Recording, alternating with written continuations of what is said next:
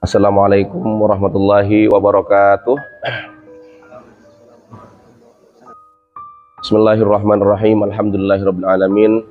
Wassalatu wassalamu ala sayyidil mursalin sayyidina Muhammadin wa ala alihi wa sahbihi ajmain. Rabbi shrah li sadri wa yassir li amri wahlul 'uqdatam min lisani yafqahu qawli. Allahumma 'allimna ma yanfa'una wanfa'na bima 'allamtana wa zidna ilma. Wa arinal haqqa haqqan warzuqna ittiba'ah wa arinal batila batila warzuqna ijtinabah. Allahumma a'inna ala dzikrika wa syukrika wa husni ibadatik. Amma ba'du. Hadirin wal hadirat rahimani wa rahimakumullah. Alhamdulillah, kita bersyukur kepada Allah pada malam hari ini Allah pertemukan kita dalam kajian Al-Qur'an, lebih tepatnya kajian terapi Al-Qur'an atau ruqyah syar'iyyah. Semoga Allah berikan ilmu yang manfaat barakah untuk kita semuanya. Semoga Allah mudahkan langkah kita ke surga sebagaimana sabda Nabi, man salaka tariqan yaltamisu fihi ilman sahalallahu lahu bihi tariqan ilal jannah. Barang siapa yang menempuh jalan untuk mencari ilmu, maka Allah mudahkan jalannya ke surga. Salawat dan salam semoga terus mengalir kepada baginda Nabi kita Nabi Muhammad SAW, keluarga, sahabat dan orang-orang yang mengikuti sunnah-sunnah beliau ila yaumil qiyamah. Bapak Ibu hadirin wal hadirat rahimakumullah. Allah berfirman dalam Al-Qur'an, a'udzubillahi minasyaitonir rajim, wa nunazzilu minal qur'ani ma huwa syifaa'un wa rahmatul lil mu'minin wa la yazidul zalimina illa khasara. Dan kami turunkan Al-Qur'an itu ma huwa syifaa'un, sebagai syifa, wa rahmatun lil mu'minin, dan rahmat bagi orang-orang yang beriman. Jadi ketika kita sakit, ada yang namanya syifa, ada yang namanya dawa. Kalau syifa, ada beberapa ayat di Al-Quran yang mengandung kata syifa. Ada kata syifanya, insya Allah ada 4 ayat yang mengandung syifa. Tapi tidak kita temukan di Al-Quran itu yang mengandung kata dawa. Apa bedanya syifa dan dawa? Yang keduanya, kalau kita artikan secara umum, itu sama-sama obat.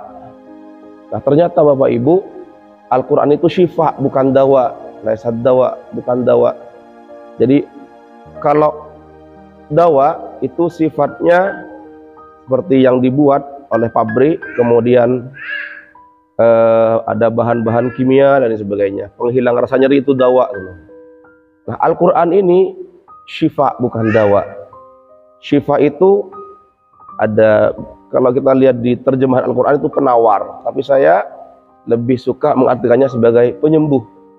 Kalau dawa, kalau obat itu ada efek samping, tapi kalau syifa, penyembuhan dengan syifa, itu tidak ada efek samping. Allah berikan kesembuhan. Di antara yang syifa itu adalah Al-Quran itu sendiri. Allah turunkan sebagai syifa. Jadi ketika kita sakit, kita bacakan Al-Quran pada diri kita. Bacakan surah Al-Fatihah, bacakan ayat kursi, bacakan 3 kul ke tubuh kita. Kita tiupkan ke tangan, usapkan ke tubuh kita.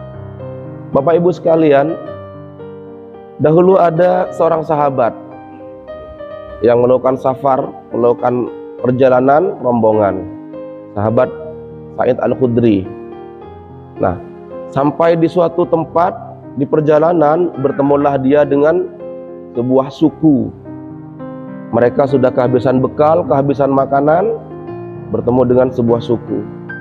Nah, rombongan Sa'id Al-Khudri ini minta untuk dijamu. Tolong dong kasih kami makanan, kami sudah lapar, tolong jamu kami musafir. Akan tetapi suku ini tidak mau menjamu para musafir ini. Nah, tiba-tiba apa yang terjadi? Kepala sukunya digigit ular, atau dalam riwayat lain itu terkena sengatan kalajengking. Akhirnya didatangkan tabib, didatangkan ahli pengobatan, tapi ternyata nggak sembuh. Nah, maka salah satu dari anggota suku tersebut mencari di rombongan Sa'id Al-Khudri, adakah di antara kalian yang bisa meruqyah? Adakah di antara kalian yang bisa mengobati? Akhirnya ada, kami bisa mengobati dengan syarat kasih kami imbalan. Karena tadi diminta untuk menjamu, mereka nggak mau. Akhirnya, iya siap, kami akan berikan imbalan kalau kepala suku kami sembuh. Akhirnya dibacakanlah surah Al-Fatihah. A'udzu billahi minasyaitonir rajim. Bismillahirrahmanirrahim. Terus sampai akhir ayat. Alhamdulillah, Allah berikan kesembuhan kepada kepala suku tersebut. Akhirnya apa? Diberikanlah imbalan berupa beberapa ekor kambing kepada rombongan ini. Namun mereka bingung, ini halal nggak ya? Bingung mereka tentang kehalalan imbalan itu. Bagaimana hukumnya kita ambil imbalan dari membacakan Al-Quran ini? Akhirnya disepakati bahwa ayo kita bawa ke Nabi aja. Dibawa pulang bertemu Rasulullah. Wahai Rasulullah, sungguhnya kami melakukan perjalanan safar, bertemu dengan suku yang di situ minta diruqyah, minta diobati karena tergigit ular atau tersengat kalajengking. Bolehkah kami makan imbalannya ini, wahai Rasulullah? Apa kata Rasulullah? Dari mana kalian tahu bahwa surah Al-Fatihah itu adalah syifa, ayat surah syifa? Kasih aku satu bagian. Jadi surah Al-Fatihah merupakan surah syifa, ayat syifa, ayat penyembuh, dan halal mengambil upah dari penyembuhan tersebut. Nah, itu pelajaran yang bisa kita ambil dari kisah sahabat Sa'id Al-Khudri ini. Nah, ketika Allah sudah mengatakan bahwa itu syifa, bahwa itu penyembuh, pasti sembuh, pasti itu penyembuh. Karena ini bukan resep dokter, bukan resep profesor. Allah sendiri yang ngasih resep bahwa ketika kita sakit, maka berobatlah dengan Al-Quran. Kenapa? Wa nunazzilu minal Qur'an ma huwa syifa. Dan kami turunkan dari Al-Quran yang di situ syifa kandungannya, penyembuhan. Nah, tapi kenapa Ustadz kemudian ada orang yang sakit, kemudian dibacakan Al-Quran berkali-kali, tapi nggak kunjung sembuh? Ada lanjutan ayatnya, wa la yazidul zalimina illa khasara. Orang-orang zalim itu tidak bisa mengambil dari Al-Quran itu kecuali dapat kerugian. Jadi unsur kezaliman itu yang menghambat kesembuhan dari Allah. Kenapa? Ada orang diruqyah berkali-kali tapi masih datang ke dukun, masih menggunakan benda-benda yang mengandung jin, mengandung khodam, masih berlindung kepada selain Allah, masih melakukan ritual-ritual kesyirikan. Maka itu adalah sebuah kezaliman, bahkan itu kezaliman besar. Sebagaimana yang disampaikan oleh Luqman kepada anaknya, ya bunayya la tusyrik billah, wahai anakku, janganlah kamu menyekutukan Allah, jangan berbuat syirik kepada Allah. Inna syirka la zulmun azim, sesungguhnya kesyirikan itu adalah kezaliman yang besar. Maka ketika ada klien, pasien yang diruqyah beberapa kali kemudian belum Allah berikan kesembuhan, maka introspeksi diri. Mungkin ada kezaliman-kezaliman yang dia lakukan sehingga menghambat bekerjanya Al-Quran itu sebagai syifa pada dirinya. Itu kezaliman besar. Ada yang kezaliman sedang. Misalkan kita mengambil hak orang lain, kita mencuri HP teman kita, itu kezaliman yang sedang. Sehingga nanti taubatnya kita harus kembalikan HP-nya, baru minta maaf, kemudian bertaubat kepada Allah. Tidak hanya taubat kepada Allah langsung selesai, enggak, itu hak orang. Jadi minta maaf atau minta keridhoannya. Mohon maaf Pak, dulu saya ngambil HP-nya Bapak, tolong diikhlaskan ya, ridho ya. Kalau enggak ridho, ganti HP-nya, ganti uang. Baru kalau sudah ridho, kita minta maaf kepada orang yang kita ambil HP-nya, kemudian minta maaf, minta ampun kepada Allah. Nah, itu cara taubatnya zalim yang sedang. Ada zalim kecil.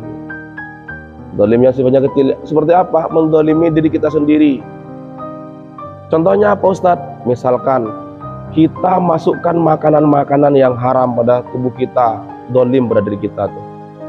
kita masukkan makanan-makanan yang tidak baik ke tubuh kita, mengandung unsur kimia, mengandung pewarna, mengandung perasa, mengandung pengawet, kita makan, itu zalim pada diri kita. Sehingga apa? Sehingga terjadi ketika kita mengkonsumsi syifa, misalkan madu, habdus sauda, madu itu syifa menurut Al-Quran, habdus sauda itu syifa menurut Nabi, penyembuh. Nah, kemudian syifa itu tidak bekerja maksimal. Kenapa? Terhambat oleh unsur-unsur makanan yang tidak thayyib itu, yang tidak baik itu, yang mengandung pewarna, perasa, pengawet dan lain sebagainya, mengandung bahan kimia. Itu yang akan menghambat bekerjanya syifa dengan maksimal. Maka di situ perlu adanya pembersihan, detoksifikasi, baru insya Allah bisa bekerja maksimal. Nah, maka dari itu Bapak Ibu sekalian, mari kita sebelum kita laporkan penyakit kita kepada dokter, sebelum kita laporkan penyakit kita pada tabib dan sebagainya, kita laporkan sakit kita kepada Allah. Dengan apa? Dengan membaca Al-Quran, tilawah Al-Quran, perbanyak dengarkan Al-Quran. Kenapa? Wa idza maridtu fahuwa yashfin, karena ketika aku sakit, fahuwa yashfin, dialah Allah yang menyembuhkan. Maka bacakan ayat Al-Quran di tubuh kita, bacakan alat Al-Quran ke anak-anak kita, ke keluarga kita, bacakan doa-doa yang diajarkan oleh Rasulullah. Allahumma rabban nas, adhibil ba'sa washfi anta syafi, la shifaa illa shifaa'uk shifaan la yughadiru saqama. Misalkan kita, jantung kita sakit, kita pegang jantung kita. Bismillah, bismillah, bismillah. As'alullahal azim rabbal arsyil azim ayyashfiyani. Dibaca 7 kali. As'alullahal azim rabbal arsyil azim ayyashfiyani. As'alullahal azim rabbal arsyil azim ayyashfiyani, sampai 7 kali. Nah, itu yang diajarkan oleh Rasulullah. Kita konsumsi yang syifa sebelum kita konsumsi obat-obat. Sebelum kita konsumsi dawa, kita konsumsi obat syifa, madu, habdus sauda, dan syifa atau obat-obat yang dianjurkan oleh Rasulullah. Semoga Allah berikan kesembuhan kepada kita semuanya, kepada keluarga kita. Setelah ini insya Allah kita akan ruqyah bersama insya Allah. Akhir kata dari saya, ihdinas siratal mustaqim. Wassalamualaikum warahmatullahi wabarakatuh.